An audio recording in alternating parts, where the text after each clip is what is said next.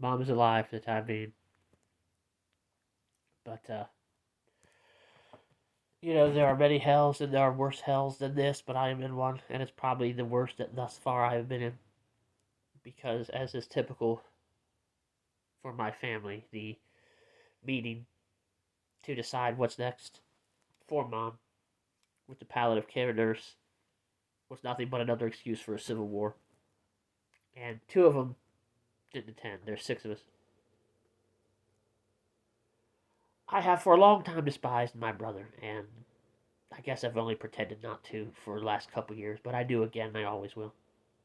It was more important for him to take digs at me, and the fact that I had done research that suggested that the path that this is going on was not necessary right now. But everybody wants hospice. Everybody just wants to stamp that on it. Now I have spent a week. First of all, this palliative nurse that contacted me one day. The very first thing I asked her was, "Does your involvement mean everybody has given up hope?" She said, "No, it's not what it means. It's just a matter of a next step." And she even said that it was unfortunate that her GP kept saying that we should just give up. So I did all my research about what non-hospice palliative care in a facility that is not a hospital could provide someone, and all of what I researched was positive.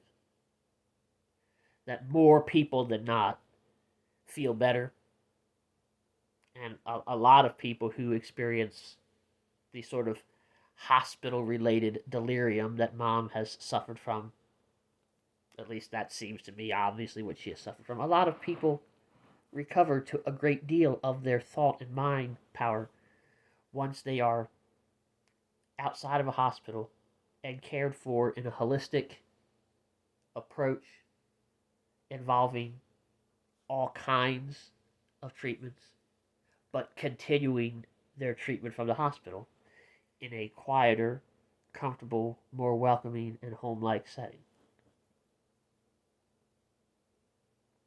And given the fact that the initial infection she went in there for, bad as it was, is gone.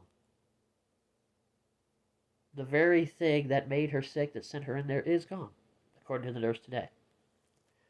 But despite what she told me, oh, it's not a last resort. That basically almost as soon as we sat down with my idiot siblings, that was what the indication was, is that, there's nothing else we're going to be able to do for her here, probably. Nothing peaceful anyway. But I started several times to say, look, I've researched this. I don't.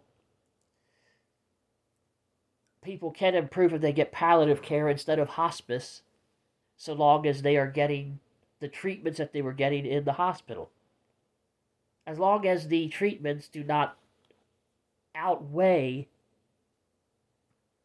the pain and the comfort. I mean, the comfort and the pain management that the palliative care is going through, people make recoveries in palliative care. The palliative care is something that happens not just at the end of life, but at any stage of a person with a chronic condition, which my mother's kidney is. She's got one good kidney, and it is a chronic condition, and we've known it. Well, somehow that became your mother's kidney can't be saved because it's bleeding and hospice.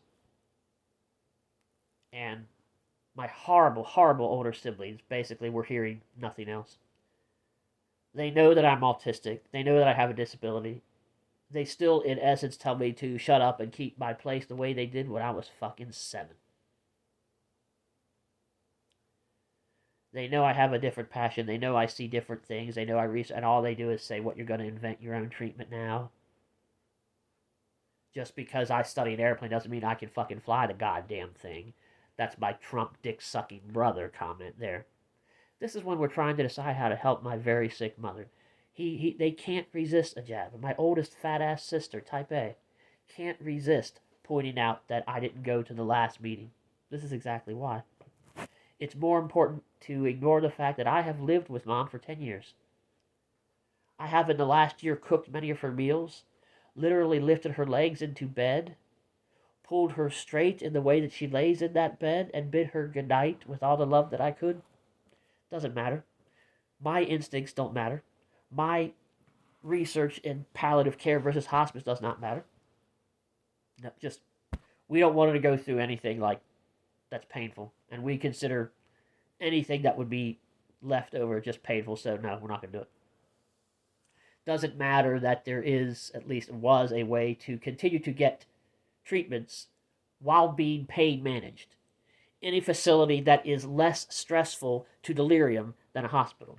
Well, it turns out mom doesn't qualify for those anyway, because a nursing home won't take somebody for palliative care if they have blood in their urine. At least in Maryland, they don't. So they wouldn't take her. But instead of finding other places to possibly present her with palliative, life affirming care that is not hospice end of life care, and let me explain what great strides I have found a lot of elderly people make once they are out of a hospital and are able to just relax in a calm, supportive, loving, non hospital environment that is nonetheless taking care of their medical needs. I couldn't explain any of that. I was selling snake oil. What do I know? Research doesn't mean anything. And I walked out. And one of the few bits of freedom I had left to even see mom when I wanted to. The car blew up yesterday, as I told you. It's still up there at the Mexican restaurant for all I know. And so disgusted, I said, I'll get an Uber home. I'm not riding home with any of you. And in a hospital hallway with sick people, my brother still has a temerity with 4 of his teeth left in his mouth from smoking to yell out, of course, because once again, Ty doesn't get what he wants. All Ty wants is mom's longest possible life. You motherfuckers are only worried about deciding what mom gets. The charitable thing to say is that, oh, but they're scared too. They love her just as... I don't know that they fucking do. I'm tired of being fair. I'm tired of being charitable. I'm tired of giving them credit. So a nasty, disgusting person loves his mother. Does that mean I have to give them any credit? I've been here taking care of her at home. I am the one that senses that she is not done fighting. And they conducted a surgery on her without my consent or anybody's consent 2 days ago. That might have something to do with the bleeding kidney, because you didn't tell us you were doing it. She had a stent. That's what this whole fucking nonsense was about. She had a stent in her fucking kidney that he said repeatedly it could stay in for 3 months safely if it had to, but I have no intention of doing that.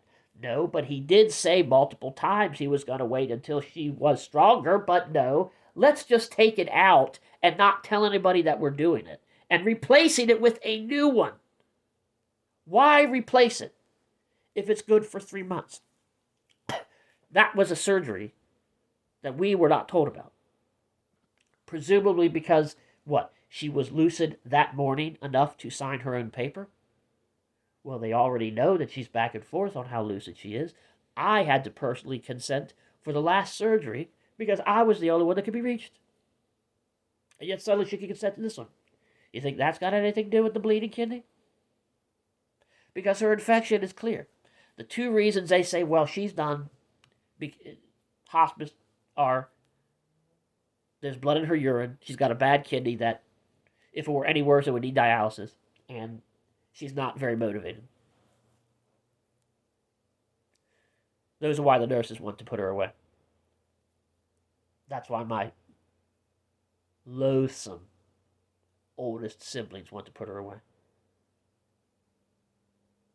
And I want to tell you, like I told you, I live with this woman, I take care of this woman. I went down the hall to see her before I stormed out of the meeting. She's weak. That woman is in there.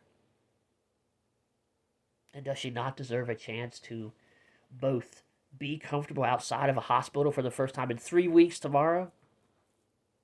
To at least see if some of her thoughts clear up? And if a nursing home won't take her with blood in her urine, can't we look for a place that will be purely palliative but not hospice? No. We're not putting her through that. We're so fucking noble. She's in there. She's alive. And if she can't say that's what she wants, why can't the person who has lived with her and taken care of her and brought her to the emergency room every time but once and helped her through rehab and taking care of her cats, why can't that person's intuition that it doesn't have to be over yet count for anything in this fucking family? It doesn't count for them, and it doesn't count for the doctors.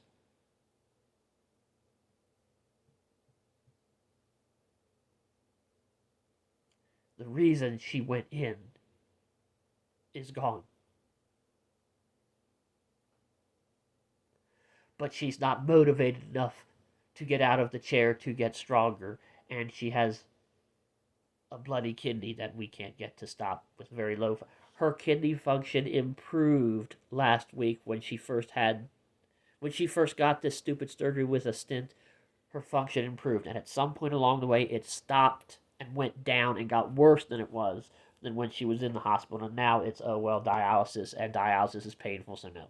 Won't look into getting dialysis and pain medication at the same time, and some of the holistic approaches that are out there. No, dialysis is wrong. My brother, well, one time I remember she was talking to me, she said no dialysis. Yeah, well, you know what, you stupid right-wing Nazi fucker?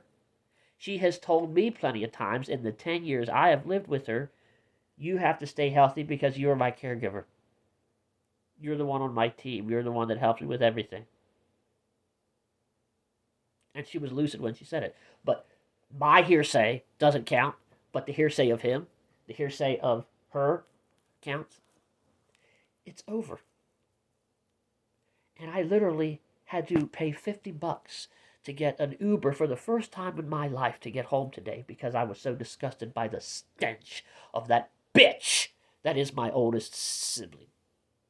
And even my younger sibling, who I grew up with, who used to be like, she's more angry at Mom for being foolish enough not to get this in writing when she was well. The audacity of her to express more anger about if she'd come up and visit and see Mom in the bed, maybe she would have a harder time being angry about a clerical mistake that maybe Mom shouldn't have made, but by God, the woman is sick now and you're going to be angry about it.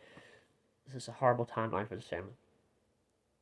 That's a horrible timeline for my life, and I want nothing more to do with any of them. The only quasi-fucking saving grace are these two things. One, if all 6 of us do not agree to hospice, she doesn't go.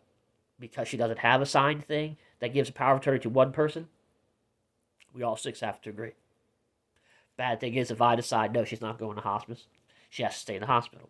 And then the rest of them will continue to think, well, she's going to stay in pain because you said so. Everyone thought her GP all week was a quack with a shitty bedside manner for calling and telling me I wouldn't take care of her anymore.